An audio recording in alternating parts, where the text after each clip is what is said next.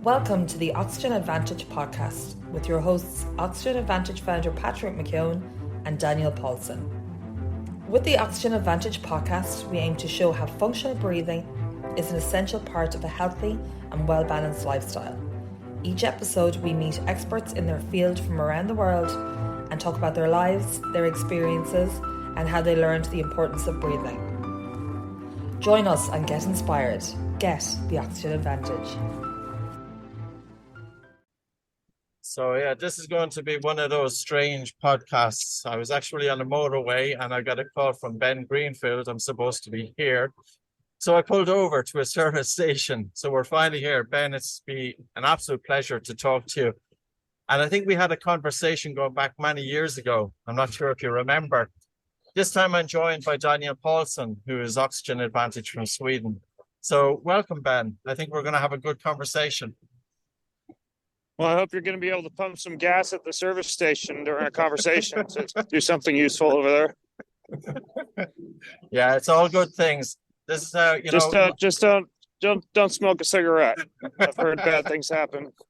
Life is all about the ups and downs and about being able to react to different things. So that was one of those situations. See, this is it, Ben. We've always been talking about changing states and regulating states, and what better gift than that? In other words, don't panic in the face of chaos. That's right. You probably smoke cigarettes through your nose anyways. So how are you? I'm good. Good. Yeah. And in terms of, I'd love to get an insight, just where are you at now? What are you doing? And how do you see that everything is happening in terms of health? And what do you think are going to be the biggest game changers? And what things to watch out for? So I'd love to get inside your mind. And I'd love to know where breathing is in that as well. Geez, that was like 6 questions. Well, acutely, I'm out on a walk right now in the sunshine by my property up here in Washington State. And I guess from a more long-term standpoint, I see health essentially becoming more customized and personalized. I'm increasingly blown away by the amount of data being collected, personalized data being collected, not necessarily by insurance companies, because a lot of that's so private, but a lot of public and private healthcare companies gaining access to massive amounts of information on genetic biomarkers associated with disease or certain protein expressions, along with algorithms that actually draw good correlations between things like ApoB and stable versus unstable plaque in the heart, tumor expression via things like MRI screenings, a lot of big data based around blood work. And I'm pretty excited, even with AI algorithms, the amount of predictive data that they can now produce on things like cardiovascular risk potential based on a few simple screenings are just mind-blowing. So I think we're kind of like a 20th century model of treating disease to a much more forward-thinking model of very smart prevention using actionable data and big data combined with diagnostics and quantification. And so I'm pretty excited about what's going on with health and the increasing affordability of the type of things that would have cost tens of thousands of dollars a decade ago, and we're only available to executives. I think we're going to continuously see that those same modalities are not only available to people but available to people in their own home with their own tracking devices. We're just seeing the tip of the iceberg with continuous glucose monitors, but I think we're going to get a lot more than that. We're going to get continuous endocrine system monitors and continuous blood pressure monitors, and probably eventually the ability to do things like your own calcium scan score or your own plaque score or your own genetic evaluation via just like your saliva and a phone dongle. So I'm pretty excited about it. I think there are upsides and downsides to technology and to an increasingly digital area. But I think when it comes to healthcare, besides the potential for a touch of overtreatment which if we set things up correctly and intelligently can be avoided. I think that the pros outweigh the cons of where we're going with technology and healthcare, particularly. And I'll just ask one question before I'm sure Daniel wants to come in. So the technology is going to give us some guidance and predict and tell us what's going wrong. But the treatment is not likely to change, is it? So, for example, if somebody has got high cholesterol, the typical medical model is to put them on statins. If they've got anxiety, there's a medical model there. If there's sleep apnea, the gold standard of treatment is the CPAP machine. For children, it's tonsillectomy and adenoidectomy. And there's a lot of flaws that I would say starting off, and sometimes the most basic things have been overlooked. So you're talking about the predictive ability of high tech, but what about the treatment when people find that something is going wrong? Where do you see that going? Well, that's like a $4 trillion problem, because when you look at the size of the pharmaceutical industry and how intertwined things like pharma is with physician education, it definitely is an uphill battle to overcome the old school model of primarily identifying a problem once it arises and treating it with a medication or a biochemical solution, versus identifying a problem before it arises and proactively preventing that from occurring in the first place. Now, I think that when you look at a lot of the preventive modalities, such as lifestyle and exercise and diet, and a few other modifications that are pretty simple from a preventive standpoint, look, I don't think that it's any secret anymore that that's a very effective healthcare modality. And you have very public figures now, folks like, I don't know, Andrew Huberman or Peter Attia, David Sinclair, or a lot of notable people who actually have credentials, who aren't necessarily like, dirty hippies championing some, $5,000 ancient Ayurvedic or 5,000-year-old ancient Ayurvedic practice, but they're actually respected in their fields. And I feel like there's a shift change, really. And, maybe I'm biased because a lot of my conversations are occurring within the silo of functional medicine or at health conferences with a real focus on preventive medicine or age reversal strategies, et cetera. But, when I look around me, it's not just my peers talking about the benefits of a preventive approach and a non-pharmaceutical driven approach, but I'm seeing the average person now talking about these types of things. I think that things are changing, honestly. Yeah. A question is then, do you think that if there's a lot of privacy issues, that maybe in sports they could lead this issue, because in sports they kind of own their athletes a little bit more in team sports, so they can take all these tests and get a lot of data over time versus in companies. What do you think? Do you think they could lead the way in that aspect? No, not really. I think that if you look at team sports, they're kind of a ripple in the pond compared to larger healthcare companies or potentially even insurance companies, as far as the amount of big data that are being harnessed in untrained, unathletic populations or people who don't fit into that area that's far outside the parabolic curve of disease or aging. So I think that what we'll instead see are a lot of private lab testing companies who are doing a lot of the initial quantification. I think we'll see a lot of private healthcare companies, including physician practitioner networks, and potentially even insurance companies, being able to share data and act on that data. I think that the sports and the athletic market is a little bit of a fringe outlier. And while there's good data to be had from that, I think most of it's really only applicable to athletes, just because, you can look at something as simple as like, the effect of a macronutrient ratio on the endocrine system or on diabetes or risk for obesity. It's obviously going to be far different in a football player, practicing and training for, 3.5 hours a day versus the average person exercising, for say 30 minutes a day at best. So yeah, I think we can get some information from the athletic and sporting industry, but I don't think it's that applicable or as big as the data that we can get elsewhere. So I wonder, the question here is, what's going to measure the data? Like, is it going to be Apple that's going to drive this? Is it going to be Google? It's going to be one of the big players. And is it going to be one instrument, or is there going to be a requirement that you have an Oura ring on, you've got a Whoop band on, you've got Hanu Health on, you've got Leaf, you've got a whole range of things going on. Where's the commercial aspect in terms of it? Oh, well, I mean, at least in America, monopolies are illegal. And so, just from a pure capitalism standpoint, I think that there will always be multiple technology plays for things like self-quantification. And sure, Microsoft and Apple and some of these other companies will be the big players. They'll acquire some smaller companies, maybe the Aura, the Hanu, like you mentioned, and the Whoops will likely get swallowed up by a few large players. But I don't think we'll ever have a monopoly on the quantification piece. And then from a biochemical standpoint, you could really say the same thing. There's healthy competition in a lot of these laboratory testing services and also practitioner-based networks.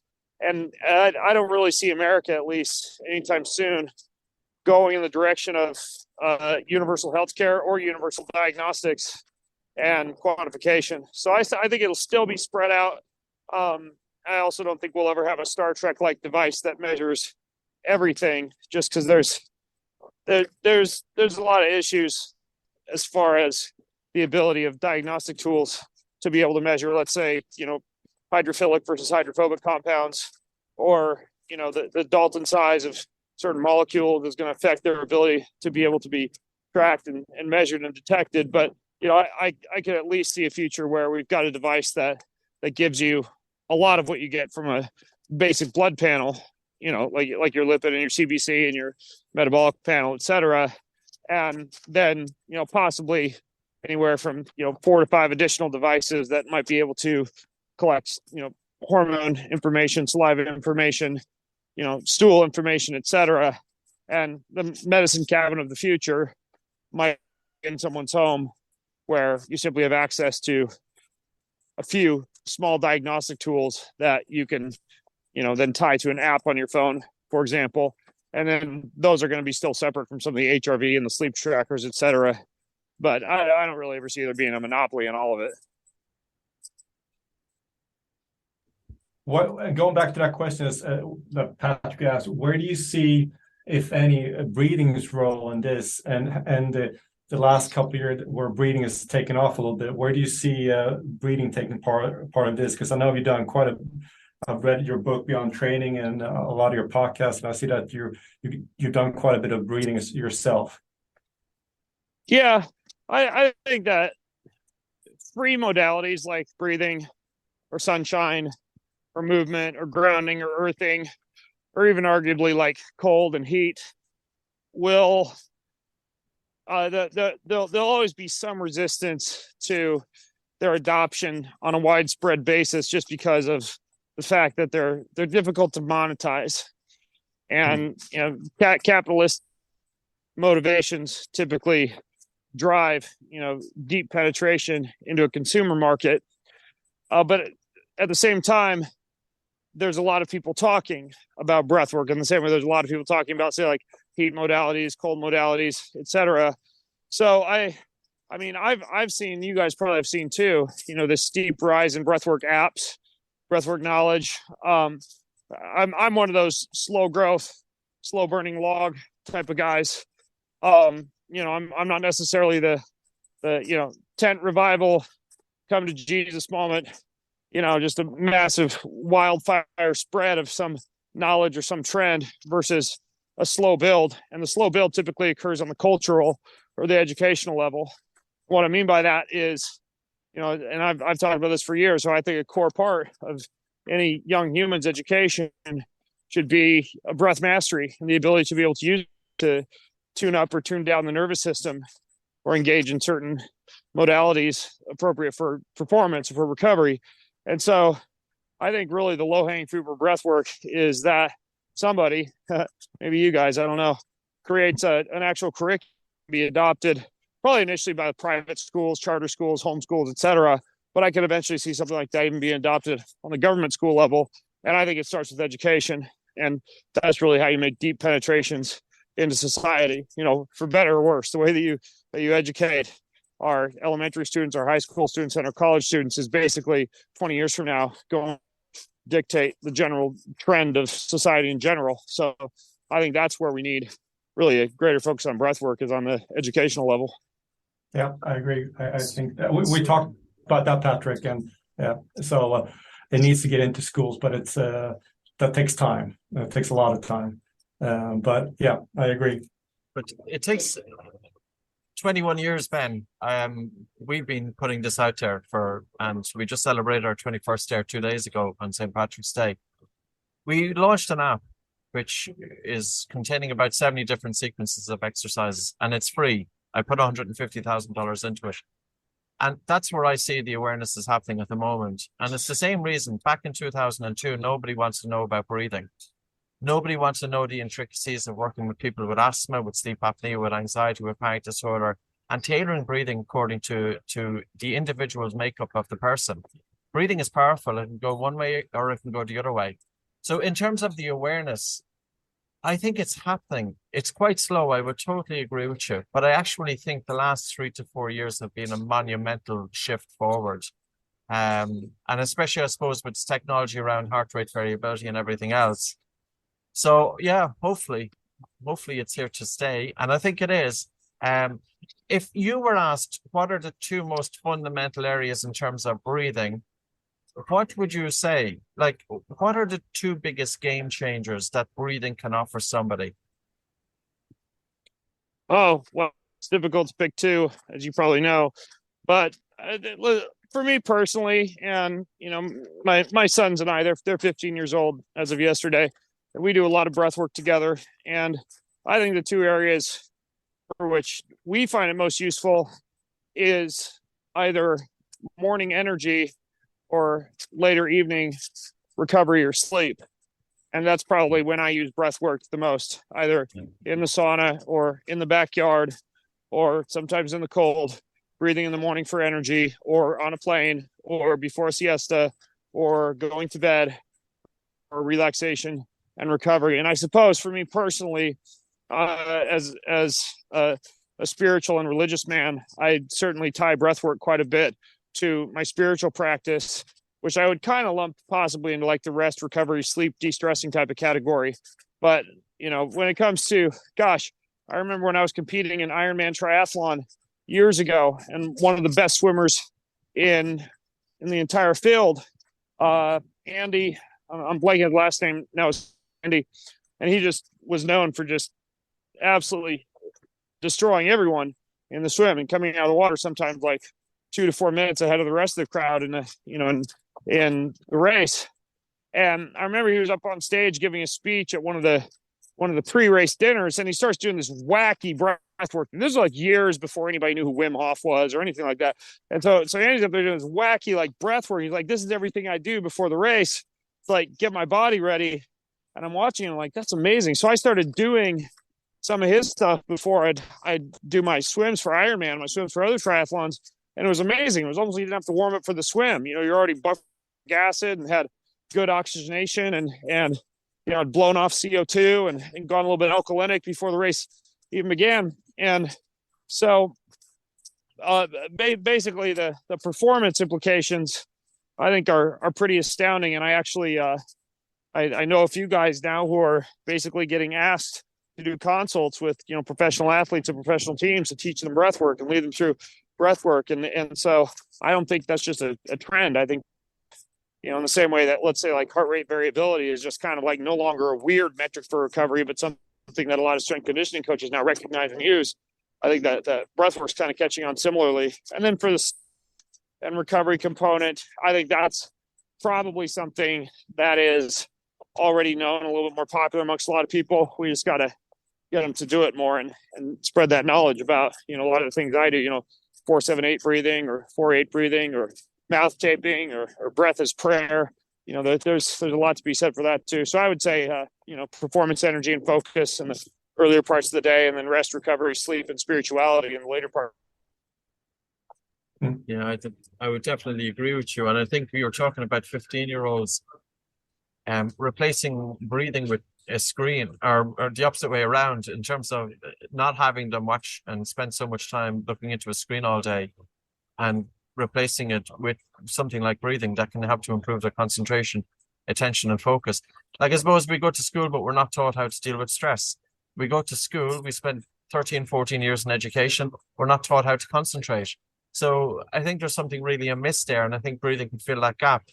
The spiritual aspect is very interesting, and you're probably aware of the stuff by Bernardi, that when they looked at different prayers and yoga mantras, that it slowed down breathing to 6 breaths per minute. So there was a physiological aspect to it as well as a spiritual aspect to it. So, we wouldn't always think of prayer in that context, but they do go hand in hand. Yeah, they seem to. I mean, if you look at a lot of the early, desert mothers and church mothers, tied back primarily to Eastern Orthodox and the Orthodox branch of Christianity, there was a great deal of yoking breath to prayer that later carried on into a lot of the ascetic monk practices. And, perhaps most well-known or most popular in religious circles is the classic Jesus prayer. O Lord Jesus Christ, Son of God, have mercy on me, a sinner, with O Lord Jesus Christ, Son of God, being the inhale mantra, and have mercy on me, a sinner, being the exhale mantra. And that's something that, in Orthodox circles is often tied to breath and performed 100 or more times a day, and used for temptation and for stress and for sleep and for times of need and comfort or mourning. And so, I really didn't begin of tying breath work into prayer until just a couple of years ago. And there actually is something nearly magical, which I suppose if you're a religious or spiritual person, you kind of have to believe in magic because you believe in the supernatural. But there's something magical or supernatural about what happens after about 5 to 10 minutes of reciting a prayer like that. You almost feel a spiritual entity in the room. Or in the case of the Jesus prayer, you almost feel or sense the presence of a deity in the room. It's really difficult to explain, but there's something about it. And perhaps it's, if you're a religious person and you read or believe the Bible, you can certainly find early in the Bible in Genesis, there's a breath of life breathed into the first human, interestingly through the nostrils. And that breath of life is what sparks life. And, God is often referred to as moving in the wind. And a lot of the Hebrew words that describe God's movement and God's activity are related to that concept of prana.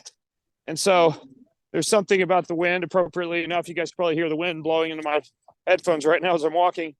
And the breath that seems to tie really, really well to the spiritual world. And then, of course, if you use the breath to, do a little bit more kind of holotropic or DMTS type of activities, I don't know many people who have not done, 30, 60, 90 minutes of breathing and not had a deeply spiritual experience.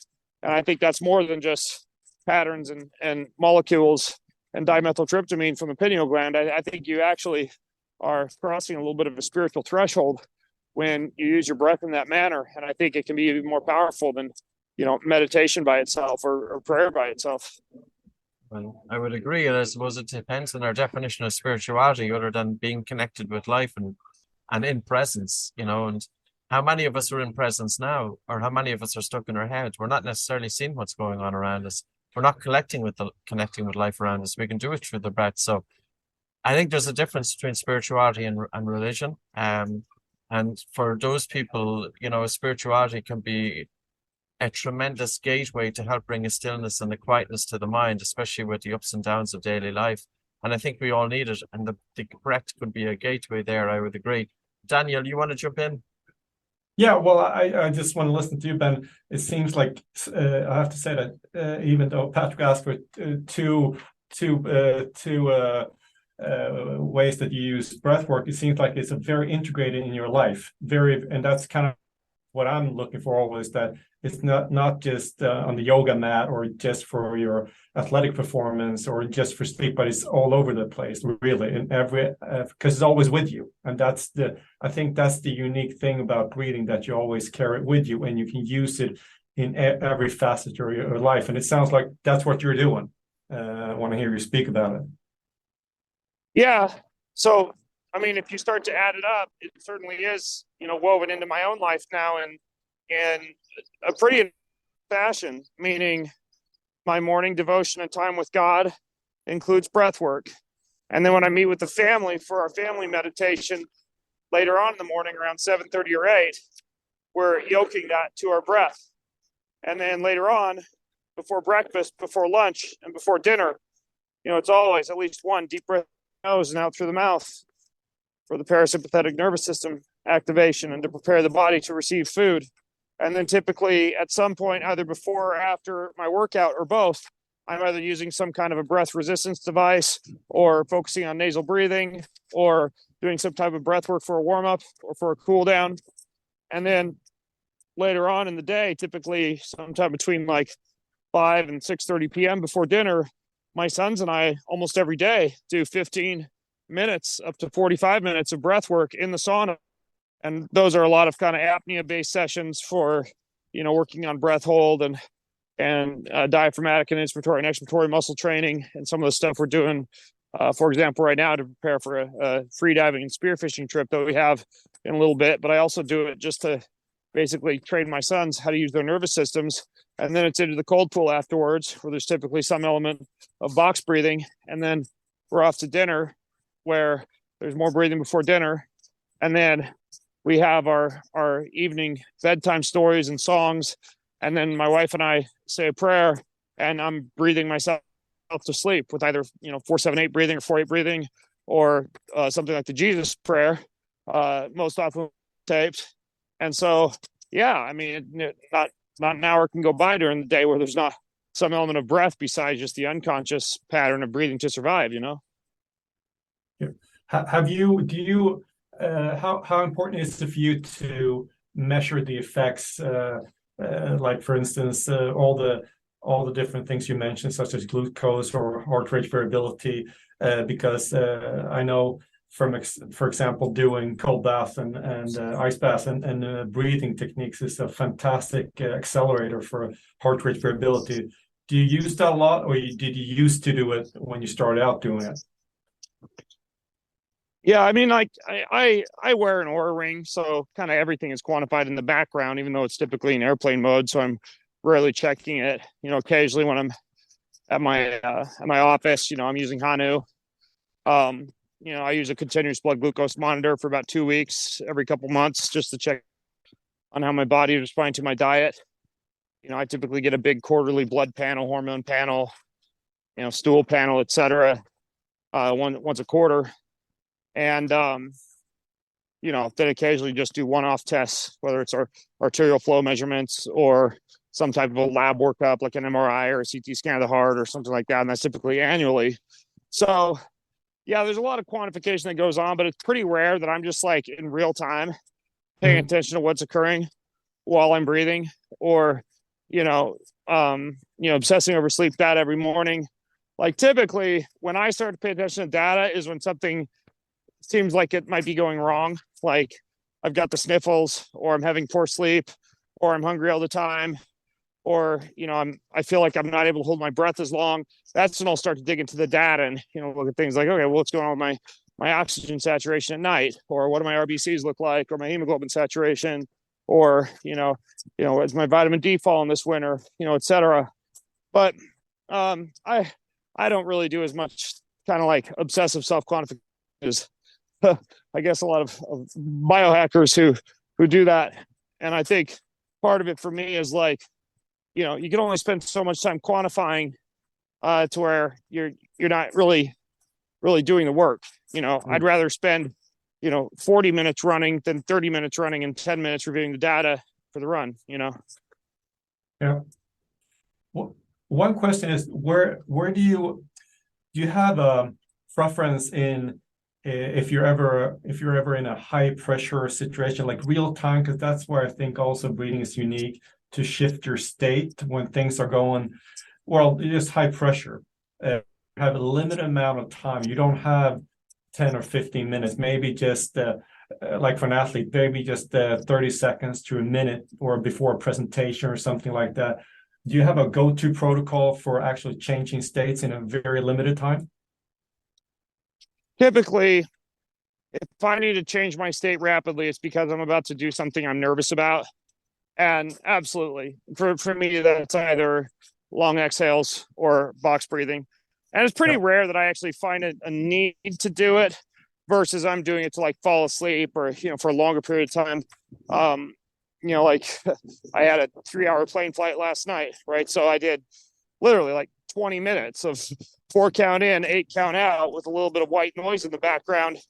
And then I woke up and the plane was landing, and so, if I have a longer lead in time, I can literally just like breathe myself to rest and relaxation just about anywhere.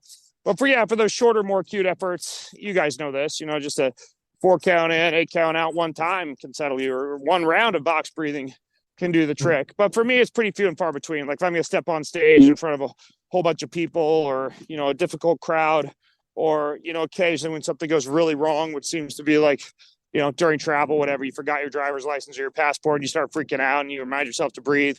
But it's not that often that I got to pull it out in an acute setting, because I'm really not competing much, like professionally in, endurance sports or anything like that. So I'm really not having to do it, on the starting line of a race or anything like that. So I'm really not in as many high pressure situations, thank God. Yeah, I think it's amazing, what you're talking about. The ability to self-regulate is absolutely so vitally important, Ben. And the question to put it out there is, if people knew about this, what would it do to their anxiety, to depression, to a lot of the issues that are associated with panic disorder and ADD, ADHD, I don't just so I don't much. think that's a question. Yeah, I don't think that's a question. I mean, it's been studied. There's even studies that have shown that, not that I'm a fan of antidepressants, but SSRI efficacy increases in people who pair and yoke a breathwork practice to the use of antidepressants. And of course, we know about pain management and anxiety modulation, and of course, vast amounts of data on blood pressure regulation and cortisol regulation. So yeah, it's very interesting that, maybe we come back to the $4 trillion problem I was talking about earlier. The data is out there, but it's not being widely disseminated because it's not very profitable, But I think there's another aspect of it as well. I think breathing has been held back because it's seen very left of field, Like if you put in any Google search of meditation and breathing, you'll typically see some guy up in the Himalayas. And that can put off a lot of people. And that's not what breathing is about. Breathing is very much, as there's a lot of science behind it, even though, of course, not everything is known about it. It needs to be taken into the middle of the field, and it needs to be for the people. It's not going to be left of field, and nor should it be solely right of field, but it should be available there. And yeah, I would like to see it. I know James Nestor's book has really pushed it, and which has been tremendous, and that's what we need. We need more breaks like that. And even yoga, I'm currently completing a book on breathing for yoga. And if I was to look at 10 yoga instructors on YouTube, which are doing tremendous work and putting out great videos, very often, I don't think there's an understanding of the potential of breathing from a number of different dimensions. In terms of the biochemistry, it's not all about taking the full big breaths. Carbon dioxide also plays a very important role. So I think we still have some way to go. Oh yeah, absolutely. I mean, just imagine my life, because I'm a Christian, right? And so I'll sometimes tell my Christian friends I'm doing breath work, and they look at me like I'm some kind of a hippie pantheistic pagan, like we're worshiping nature and, I don't know, having at Burning Man or something. And it's like, dude, this is like a really, really good way to connect to self and connect to God and modulate your nervous system. And it's this free, amazing, nearly supernatural tool that God built into us. Like, how could you deny the importance and efficacy of something like an intimate connection to your breath? So yeah, even in religious circles, it's very, very interesting. There's this hex around breath work that it must be some pathway to the devil's playground, like taking a heroic dose of psilocybin or something. How would you integrate this or start a habit if you were new to breathing? Because most people will be more or less breathing. How would you start? Would you start slowly, or would you completely integrate it to everything in their life, or would it be tailor-made, or do you have any preference in that, how you actually build the habit? Well, I mean, when I describe my day, you could tell someone, hey, take a deep breath before breakfast, before lunch, before dinner. If you're doing any type of prayer, meditation, anyways, in the morning, bring breath work into that. And then like breathe yourself to sleep and do, a certain type of breath work before you exercise. But I think people need a little bit more hand holding than that. And honestly, like 9 times out of 10, I recommend do breath work who stick to it. I'm just recommending some kind of like an app. And a lot of these apps nowadays, they'll have like challenges, or they'll pop up and have notifications that remind you to do your breathwork session for the day. And you can choose how long it'll last. I mean, not to sound like a total tech head, because you obviously don't need an app to breathe, but like, honestly, I use apps a ton. Like I could do my own self-guided breathing, but it's kind of fun to have somebody else, somebody else's voice, somebody else counting, some kind of music, some kind of session kind of put together for you. It's like going to the gym, right? Like, you can go do it on your own, but it's a hell of a lot more fun when, you got a personal trainer bringing you through everything. And honestly, the fact that most of these apps are like dirt cheap or dictates that I think that's one of the best ways to get somebody on the breathwork bandwagon, because most people, for better or worse, kind of already have a phone in their pocket, Hey, Ben, the best breathing app out there is Oxygen Advantage. And yeah, I'd love you to be shouting it from the treetops. And it's free. I didn't even know you had free. one. Yeah, we just launched it about 2 weeks ago. It was how are you? So like, I don't know, like I'm an entrepreneur, so I got to ask this question. Like, how are you like paying for the app? How are you monetizing it?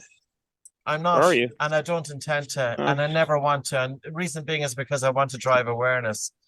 I see we have still a massive way to go. And like, I'm comfortable, like everything is going well. And I'm 20 years in this field, and it's been a long, long journey. And, there's a certain stage in your life, you'd love to see it hurry up a little bit. I think the app could be that gateway there. People aren't reading books as much as they were in the past.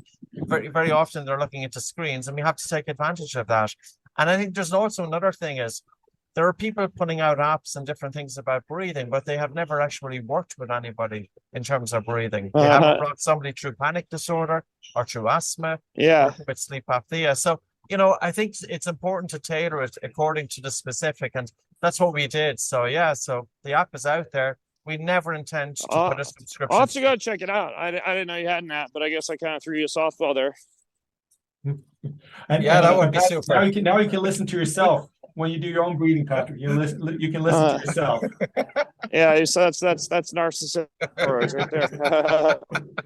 there. So Daniel, we only have a few minutes because Ben has a hard stop. So the last couple of questions. Well, basically, I know you actually have a bunch of questions, so I'll just finish off with you. I guess you played tennis in college, Ben. Yeah, I mean, I wasn't amazing, but I did play. Now I play pickleball though. Yeah. I play college and tennis. I mean, in college as well. So probably a few years before you did. But I think for tennis in general, I think this would be, if I could have gone back for tennis, this would have been, I didn't know about breathing back then, a fantastic tool. I mean, tennis, golf. I mean, now I shoot, because I bow hunt. And so, I'll use it when I'm shooting. I actually I didn't even mention that during my daily routine, but it's part of my shooting practice as well. But yeah, if I'd have known about during tennis, man, like I would have been able to ice the nerves so much more efficiently. Yeah. So I really do. I mean, any type of sport, but tennis is really a thinking sport as well. And it's also a pattern of 25 seconds in between points, in between changeovers. So you can use that very repetitively. So I think it's one of those sports that I'm working with some tennis players that has, should really get into breathing. But it goes for all sports really. But so that was basically it, Patrick. So Ben, in terms of your shooting, because I always feel this is interesting, but the last time I spoke about this, somebody complained. We were working with snipers and we were teaching them how to breathe while pulling the trigger of a gun. We got a dreadful email in from somebody. But I think it comes down to this. I would much rather see military and police personnel being taught breathing exercise to self-regulate. They're less likely to make mistakes. They're less likely to use little force. And maybe teaching snipers and people how to breathe while pulling the trigger as a gateway into that.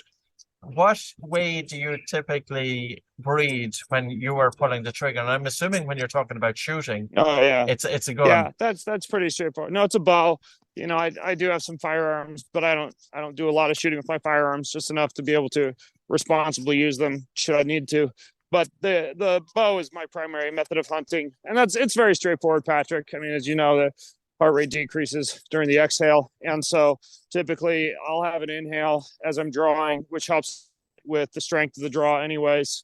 You know, because I'm drawing about 70 pounds, and then typically there'll be a few light nasal breaths as I'm settling in on the target, and then I'll have a long exhale, and at some point during that long exhale, my finger is already wrapped around the trigger, because in this point I shoot a trigger release, and my focus is on my back arm and my rhomboids, and at some point during about the 8 to 12 seconds that I'm exhaling, I'll actually release the shot, because that's when my heart rate is of course slower, and you know, even that tiny micro motion, as you know, of the beating of the heart can affect the release, and of course the level of anxiety can be reduced slightly during those seconds on the exhale. So that's how I do it. So you're pulling the trigger between beats, and if the time isn't right, if it doesn't feel right to pull, you wait for the next breath and you just do it again. It's really interesting, isn't it, how it ties in? Kind of. I mean, but really, like, I'm not waiting to pull the trigger until the next breath, because the way that you shoot a bow,